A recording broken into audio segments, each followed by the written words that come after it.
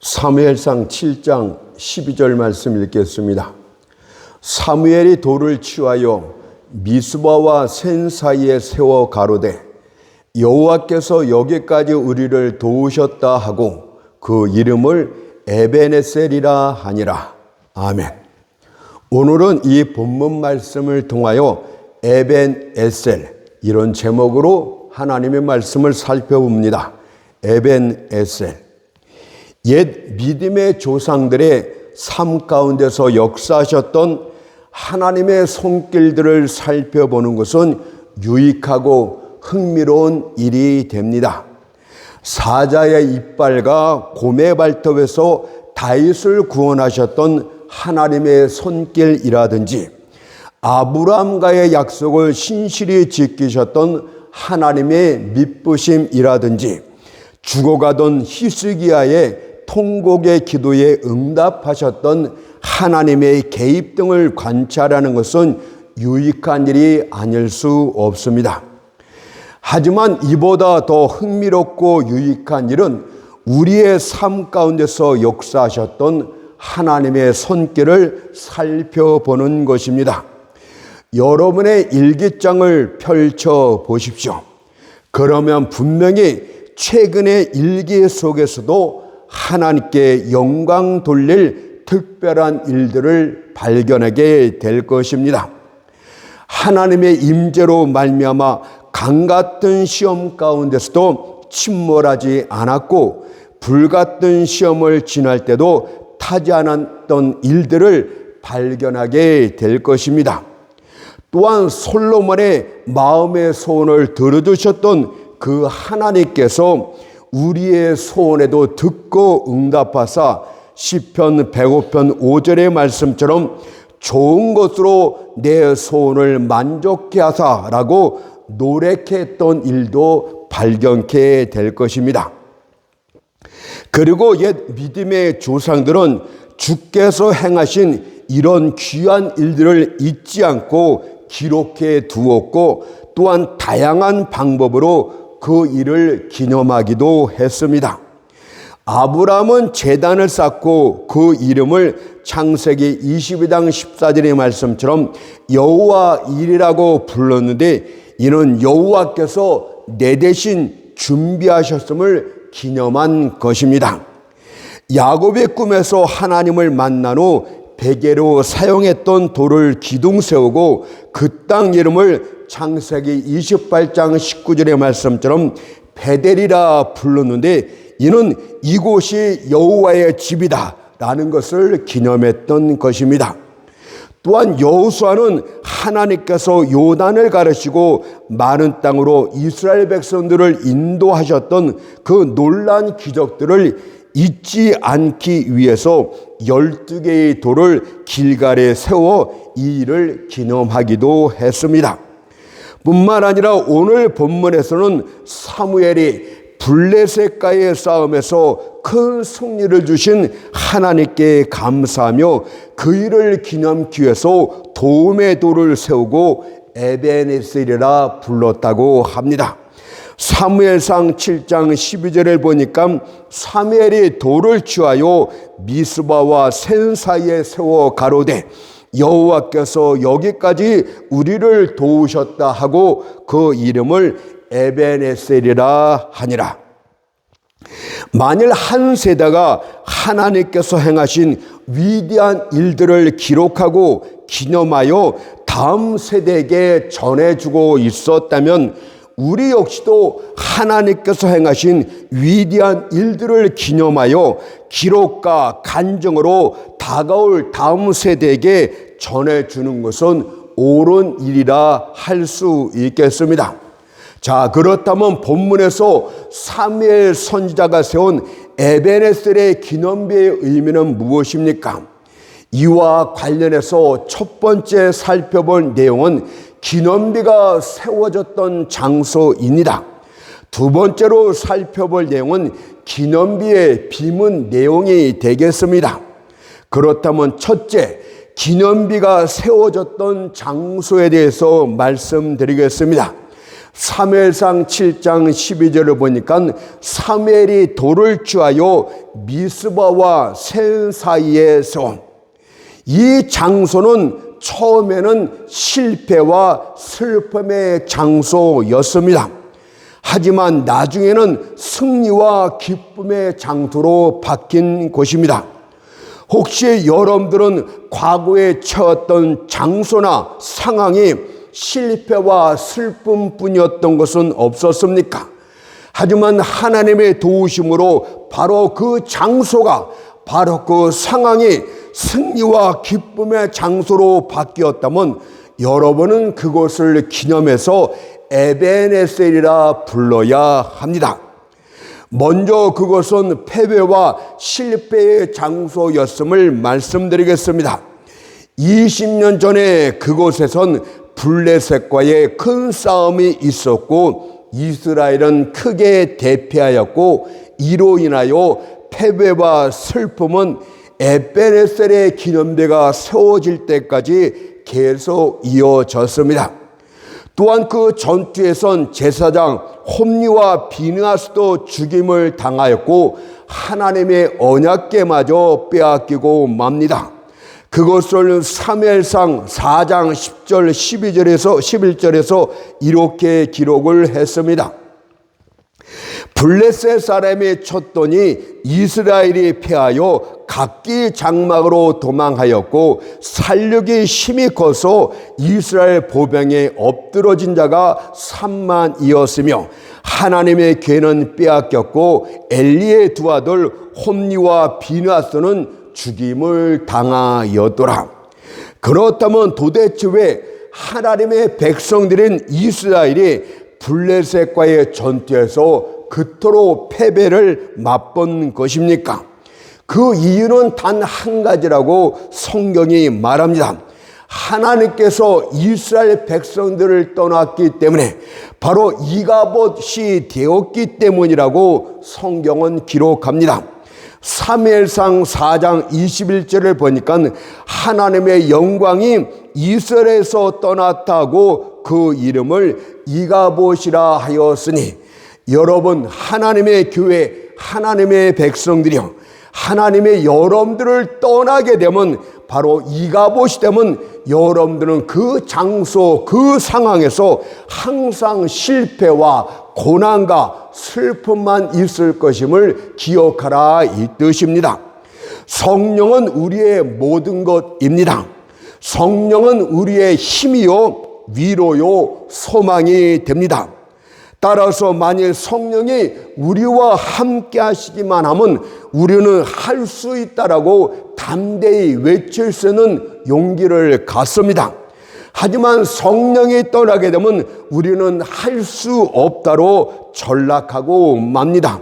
성령이 떠난 이스라엘의 모습은 마치 머리털이 잘린 삼손과 똑같았습니다. 삼손의 모든 힘은 머리털로부터 나왔고 그 머리털은 성령의 임재의 상징이었습니다. 따라서 머리털이 잘린 삼손이 무엇을 할 수 있단 말입니까? 그에게는 실패와 좌절과 슬픔뿐 밖에 아무것도 없게 됩니다. 사사기 16장 19절 21절이 그것을 정확하게 기록을 합니다. 그 머리털을 밀고 괴롭게 하여 본즉 그 힘이 없어졌더라. 삼손이 잠이 깨며 이르기를 내가 나가서 몸을 떨치리라 하여도 여호와께서 이미 자기를 떠나신 줄을 깨닫지 못하더라. 블레셋 사람이 그를 잡아 그 눈을 빼고 끌고 가사에 내려가 놋줄로 매고 그로 옥중에서 맷돌을 돌리게 하였더라. 힘을 잃어버린 삼손은 성령에 떠난 삼손은 기쁨을 볼 수 없는 소경이 되고 말았습니다. 또한 블레셋 세상 노예로 전락하고 말았습니다. 그렇다면 머리털이 잘려버린 영적 삼손인 이스라엘들이요 영적 삼손인 교회와 성도 여러분이요, 과연 당신의 큰 힘이 사라졌는데 당신이 몸을 떠칠들 무엇을 할 수 있다는 말입니까? 성령이 함께하지 않고서는, 성령이 도와주지 않고서는 교회도 성도도 승리할 수 없다는 것을 기억해야 될 줄 믿습니다. 그렇다면 성령은 왜 이스라엘 백성들을 떠났던 것일까요? 여기에는 그들의 외식주의 신앙 때문이었다고 말합니다. 이들은 보이지 않는 실체를 의지하는 것보다는 그 대신 보이는 껍데기만 의지를 했습니다. 이들은 가장 중요한 성령 대신에 껍데기 상징들 언약궤를 의지했던 외식주의자들이었습니다. 과연 실체는 떠나버리고 없는데 외적인 상징물에만 의존하는 것은 얼마나 역겨운 일이 되겠습니까? 블레셋과의 싸움에서 이들이 보여줬던 행태를 보게 되면 그 사실을 알게 됩니다. 이들은 하나님의 임재의 상징물인 언약궤를 보자 갑자기 싸움터가 떠날 정도로 크게 외쳐댑니다. 사무엘상 4장 5절을 보니까 여호와의 언약궤가 진에 들어올 때에 온 이스라엘이 큰 소리로 외치며 땅이 울린지라. 그러나 도대체 왜 이들이 큰 소리로 외치고 있는 것입니까? 성령은 떠나고 없는데, 이들의 모든 것이 되는 성령은 교회를 떠나고 없는데 껍데기 상징물만 보고 큰 함성을 외치더니 정신 나간 것 아니겠습니까? 오늘날에도 이런 교회, 이런 성도들이 얼마나 많은지 모릅니다. 어떤 이는 자신이 큰 교회에 속한 교인이기 때문에 성령이 항상 함께한다는 착각 속에 살아갑니다. 또 다른 어떤 이는 자신이 교회에서 직분을 갖고 있기 때문에 성령이 자신과 동행하고 있다고 착각을 합니다. 또 다른 어떤 이는 우리 목사님은 유명하시기 때문에 그를 따르게 되면 성령이 나를 도와주실 것이라는 망상도 하고 있습니다. 그런데 여기에 나타난 홈리와 비느하스, 이 제사장들도 아론의 제사장 반열을 따라 이루어진 정통 제사장이었습니다. 따라서 이스라엘 백성들은 이들이 전쟁터에 나타났을 때 크게 흥분되어 큰 소리를 질렀던 것입니다. 요즘 광화문 집회에 나온 어떤 목사를 보고 큰 소리를 치는 무리들을 보면 이 모습이 연상이 됩니다. 하지만 성경은 정통 계열을 따라 된 제사장 홈리와 비느하스에 대해서 은밀한 정확한 평가를 이렇게 내렸습니다. 사무엘상 2장 12절을 보니까 이들은 불량자라, 여호와를 알지 아니하더라. 여호와를 알지 못하는 하나님이 보실 때 불량자, 불량 목사, 불량품들이라 이 뜻입니다. 이들은 하나님께 드리는 제물을 제 멋대로 자기 것으로 착복했던 자들이었습니다. 오늘날 하나님께 드린 헌금이 마치 자기 것이냐 자기 멋대로 사용하는 도둑 목사들과 똑같은 자들입니다. 또한 이들은 성사서 봉사하는 여인들을 겁탈까지 했다고 합니다. 오늘날 교회 여성도들과 성적의 문제를 일으키는 개 같은 목사들과 똑같습니다. 도둑 같은 목사들, 개 같은 목사들이 바로 불량자들, 하나님 앞에 불량품들, 하나님이 같이 하지 않는 버린 제사장들이라고 말씀합니다.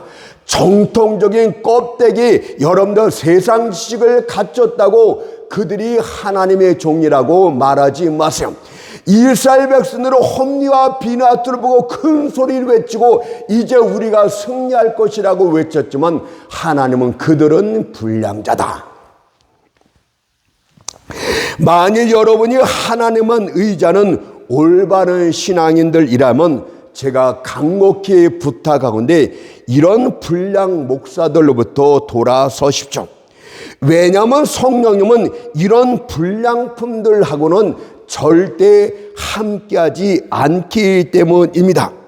그리고 이런 불량품을 쫓는 자들의 결국은 낭패의 구덩이에 빠지게 될 것을 경고합니다. 마태복음 15장 14절을 보니까 만일 소경이 소경을 인도하면 둘 다 구덩이에 빠지라. 불량품들을 쫓게 되면 같이 낭패와 실패를 당하게 될 것을 경고하고 있지 않습니까? 따라서 성령이 나와 함께하는지를 여러분들 스스로가 성찰해 보는 것은 아주 중요한 일이 되겠습니다. 하지만 사실 이 일은 너무 힘들고 하기 싫은 일이 됩니다. 왠 줄 아십니까? 육신의 성품은요, 육신의 성향은 자신을 합리화시키려는 간삼으로 가득 차 있기 때문입니다. 그래서 자신의 내면이 어떠한지를 살펴보는 것을 본능적으로 사람들은 싫어해요. 나는 괜찮아. 나는 하나님이 나를 사랑하고 있어. 이렇게 생각하지 내면을 일일이 살펴보는 것은 육신의 성향이 아주 싫어합니다. 한번 여러분들을 성찰해보고 관찰해보세요. 대뜸 여러분들의 마음이 왜 이렇게 골치 아픈 일을 하려고 해? 왜 이런 쓸데없는 일을 하려고 해? 너는 지금 잘하고 있잖아. 아무 문제도 없잖아. 그러니 너무 깊게 파들고 들어가지 마. 믿음의 기초가 바인지 모래인지 그런 거 몰라도 돼. 현재 잘 되고 있는데, 잘 교회 다니고 있는데, 잘 모든 것이 이루어지고 있는데 뭘 그렇게 걱정하지? 염려하지 마. 이것이 육신의 성향입니다. 그렇지만 성공하길 원하는 장사꾼이라면 자기의 거래 장부를 면밀히 살펴보는 것은 중요한 일입니다. 많은 수확을 얻기 원하는 농사꾼치고 경작지를 살펴보지 않는 자는 없습니다. 그러니 나의 믿음이 진짜인가? 내가 믿음으로 하나님과 동행하고 있는가? 에녹 같은 믿음을 갖고 있는가? 이것을 면밀히 조사하십시오.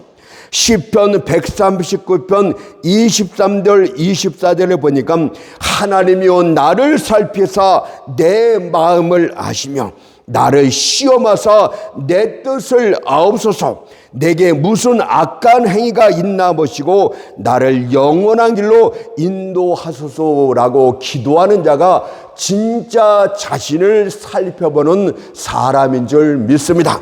이스라엘 백성들이 왜 패배를 했습니까? 이들의 외식적인 신앙 때문에 그렇다고 말합니다. 실체가 떠나버린, 성령이 떠나버린 하나님의 교회가 성령이 우리와 함께하는지 안 하는지를 성찰해보지 않고 껍데기만 보고 있다면 여러분들의 결과는 함께 구덩이에 빠지는 것밖에 없다고 오늘 하나님이 가르쳐 줍니다. 그렇다면 다음으로 이곳은 승리의 장소로 바뀌었다고 합니다. 이스라엘은 블레셋과의 싸움에서 패배한 후 압제와 학대 아래 놓이게 됩니다. 20년의 오랜 기간 동안에 실패와 슬픔이 이루어졌습니다. 이들의 고통은 심해졌고 평안과 안식은 사라진 지 오래였습니다. 이들은 노예처럼 남의 명령에 복종하며 살아야 됐습니다. 마침내 그 고통이 극에 달하게 되자 그때 비로소 하나님을 간절히 찾기 시작합니다. 하나님이여 더 이상 견딜 수 없나이다. 하나님이여 내가 주님밖에 의지할 것이 없습니다. 나의 이 비참한 상황에서 나를 좀 건져주세요. 나를 이 의기소침한 이 장소에서 나를 좀 건져주세요. 나는 지금껏 실패와 좌절밖에 없었습니다. 나는 진심으로 기뻐한 적이 없었나이다. 나를 제발 여기서 건져주소서. 계속 고통과 압제가 이르니까 이들의 마음이 점점 바뀌기 시작했어요. 그래서 고통은 꼭 필요합니다. 그 당시 이들은 하나님과 세상 사이에서 양다리를 걸쳤던 잡종 신앙인들이었습니다. 사무엘 선지자가 너희가 하나님께 돌아오던 이방신들을 너희 중에서 제하고 하나님만 섬기라고 외쳤던 것처럼 이들은 하나님의 자녀들이라기보다는 야누스의 자손들이었습니다. 두 얼굴을 가진 야누스가 한쪽 얼굴로는 하나님을 바라보고 다른 쪽 얼굴로는 세상을 바라보고 있는 잡종 신앙인들이 그 당시에 이스라엘 백성들이었어. 오늘날에도 교회를 다닌다고 입으로 말하면서 무당을 찾아가고 점을 치는 자들을 볼 때 잡종 신앙인들이 바로 저들이구나, 이런 생각이 듭니다. 하나님을 믿는다고 하면서 세상 사람과 똑같이 사랑하는 그들을 볼 때 잡종 신앙인들, 야누스의 자손들, 이런 생각이 들 뿐입니다. 하지만 고통과 학대가 계속 이루어지자 그제야 정신을 차리고 하나님을 찾기 시작했는데 그것을 사무엘상 7장 2절에 기록합니다. 이스라엘 온 족속이 여호와를 사모하니라. 세상 것들을 사모했던 이들이 고통이 심해지고 실패와 슬픔밖에 없자 그제야 여호와를 사모하고 여호와를 찾기 시작했다고 합니다. 그러니까 고난의 시간도 반드시 필요하고 하나님의 정한 때도 꼭 있어야 되는 것 아닙니까? 피조물의 끝은 창조주의 시작입니다. 여러분의 절망은 하나님께는 좋은 기회가 되는 것입니다. 이들의 마음이 비로소 하나님을 찾기 시작하자 하나님은 일찍부터 준비해 두었던 그의 종 사무엘을 공개적으로 그들 앞에 내세웁니다. 이것을 보건대 모든 일들에는 정한 때가 있습니다. 여드름은 조급하여서 하나님 이렇게 해주세요 저렇게 해주세요 하지만 정한 때가 있어야 제대로 하나님께 영광을 돌립니다. 전도서 3장 1절을 보니까 천하의 범사가 기한이 있고 모든 목적이 이룰 때가 있나니 라고 하였듯이 부패한 이스라엘 백성들이 하나님께 돌이키는 데는 20년이라는 고난의 시간이 반드시 필요했습니다. 뿐만 아니라 사무엘 선지자의 출현도 마찬가지라고 할 수 있습니다. 하나님은 일찍부터 어린 사무엘을 12살 때부터 부르시고 준비시켜 놨어요. 그러나 20년 동안 사무엘은 하나님의 일에 대해서 뚜렷한 일을 하나도 하지 못합니다. 하나님의 정한 때가 이를 때까지 사무엘은 20년 동안 묻힌 선지자가 되고 맙니다. 오늘 미스바 대각성이 이것이 사무엘 선지자가 행하였던 첫 번째 사역이 됩니다. 하나님의 정한 때가 이르자 그는 단번에 민족의 영적 지도자로 우뚝 섭니다. 미스바로 모든 이스라엘 백성들을 모으고 회개를 촉구하며 하나님께 전심으로 돌아올 것을 외쳤던 민족적 각성운동을 일으키고 단번에 승리하게 됩니다. 이것이 바로 오늘날 자주 인용하고 있는 미스바 대영적 각성 운동 또는 민족적 대회개 역사의 시초와 근원이 되겠습니다. 사무엘상 7장 3절 4절을 보니까 사무엘이 이스라엘 온 족속에게 일러 가로되 너희가 전심으로 여호와께 돌아오려거든 이방 신들과 아스다롯을 너희 중에서 제하고 너희 마음을 여호와께로 향하여 그만 섬기라. 너희를 블레셋 사람의 손에서 건져내시라. 이에 이스라엘 자손의 바알들과 아스다롯을 제하고 여호와만 섬기니라. 그러나 한국 교회를 볼 때 좀 더 고난 가운데 들어가야 되겠죠. 슬픈 일이고 안타까운 일이지만 아직은 때가 아닌 듯합니다. 그러자 이를 본 블레셋 족속에 크게 두려워하여 또다시 이스라엘 백성을 치러 올라옵니다. 그러나 그날에 사무엘상 7장 10절의 말씀처럼 여호와께서 블레셋 사람에게 큰 의뢰를 바라여 그들을 어지럽게 하시니 그들이 이스라엘 앞에서 패한지라. 저는 한국교회의 비참한 상황 앞에서 우리들에게 무엇보다 필요한 것은 사무엘 선지자와 같은 준비된 하나님의 종이 있느냐, 이것이 가장 중요합니다. 먼저 사무엘은 기도의 사람이었습니다. 사무엘상 12장 23절에 보니까 나는 너희를 위하여 기도하기를 쉬는 죄를 여호와 앞에 결단코 범치 아니하고, 얼마나 기도에 전심이었던 하나님의 종입니까? 기도는 뒷전이고 귀에만 있으면 놀러 다니기에 바쁜 요즘 목사들과는 근본적으로 차이가 있습니다. 이런 목사들은 1000명, 10,000명이 모여도 미스바의 대영적 운동은 일어나지 않습니다. 기도하는 목사가 있습니까? 내가 너희를 위하여 기도하기를 쉬는 죄를 여호와 앞에서 떳떳하게 말해 결단코 범치 아니하고, 또한 그는 하나님의 말씀을 큰 우레처럼 반하는 사람이라고 할 수 있겠습니다. 제가 한 가지 팁을 말씀드리면, 구약의 말씀을 잘 이해하기 위해서는 복음적인 관점에서 이것을 봐야 됩니다. 사무엘 기도에 하나님께서 큰 의뢰로 응답하셨다는 것은, 야, 구약처럼 큰 의뢰를 바라시나, 이렇게 생각하지 말고 성경을 복음적인 관점에서 봐야 돼요. 복음적인 관점에서는 바로 성령의 능력을 따라서 하나님의 말씀을 큰 우레처럼 외치는 말씀 사역자를 상징하는 내용 아니겠습니까?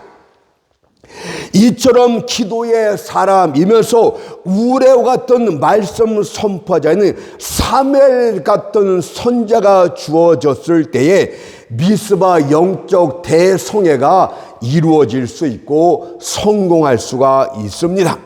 지금껏 한국교회는 틈만 나면 미스바 영적 대각성을 일으켜 왔습니다. 그러나 결과는 항상 실패였습니다. 그 이유는 준비된 사무엘 같은 선자가 없었기 때문에 몇 번을 준비하고 모여봐야 똑같습니다. 준비된 종이 없는데, 사무엘 같은 종이 없는데 외식주의 신앙이들이 10,000명, 10만 명, 100만 명 모인들 무슨 의미가 있단 말입니까? 바닷물이 빠진 갯벌 한가운데 처박힌 배를 보십시오. 그것은 성령에 떠난 교회의 비참한 모습 그 자체 아닙니까? 그런 배는 앞에서 목사가 당기고 뒤에서 교인들이 밀더라도 꼼짝하지 않습니다. 성령의 창이란 바다처럼 밀려올 때만이 교회란 배가 빠르게 순항하듯이 성령 충만한 사무엘 같은 종이 있어야 됩니다. 두 번째는 기념비의 비문 내용에 대해서 말씀드리겠습니다. 사무엘상 7장 12절에 보니까 여호와께서 여기까지 우리를 도우셨다 하고 그 이름을 에벤에셀이라 하니라. 이 기념 비문에서 살펴볼 두 단어는 여호와께서라는 단어하고 여기까지라는 두 단어가 핵심이 되겠습니다. 먼저 여호와께서 도우셨다는 말씀을 이해하십시오. 성취된 일이 하찮을 때는 사람들은 그 일에 대해서 자기 공로를 세웁니다. 하지만 우리의 능력을 뛰어넘는 놀라운 일이 성취될 때는 사람들은 그 공로를 하나님께 돌리게 됩니다. 시몬 베드로가 주의 말씀에 의지하여 그물을 내립니다. 그때 만일 약간의 물고기가 잡혔다면 베드로는 역시 나는 유능한 어부야 라고 말했을 것입니다. 그러나 그물이 찢어질 만큼 힘이 많은 물고기가 잡히자 그는 주 앞에 엎드립니다. 그리고 누가복음 5장 8절 말씀 때는 주여 나를 떠나소서 나는 죄인이로소이다. 이런 진실로 주님이 나를 도우셔서 이루어진 일이나이다 라고 고백을 합니다.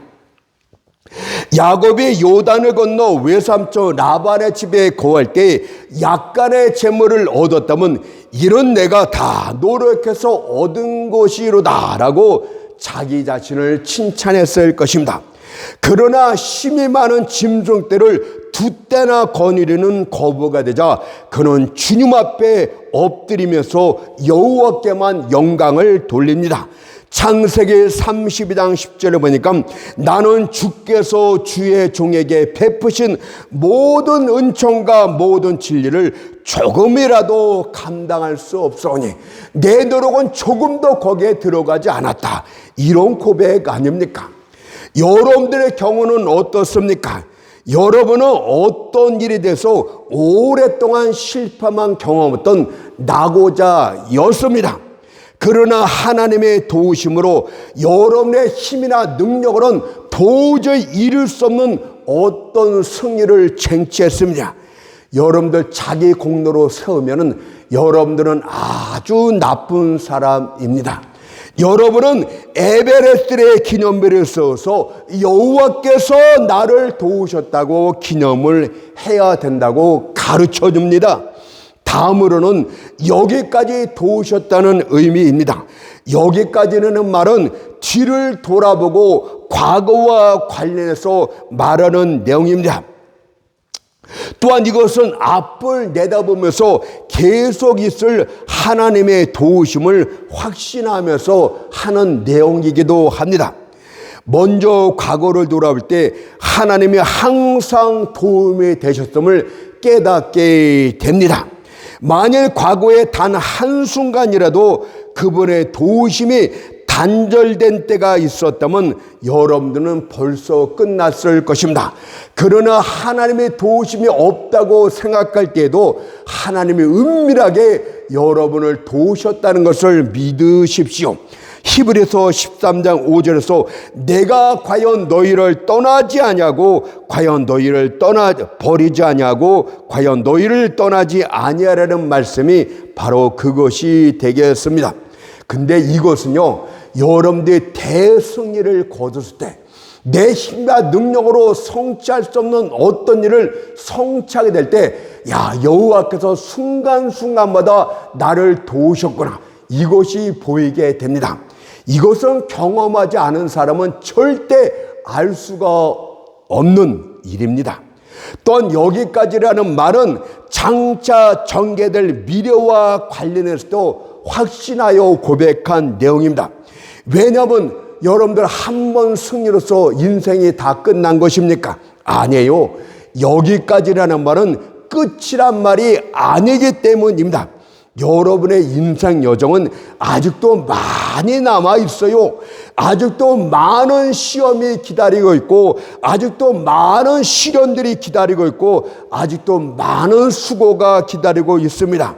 아직도 싸워야 될 사자들과 곰들이 득실거립니다. 앞으로 넘어야 될 많은 산들과 건너야 될 많은 강들이 있습니다.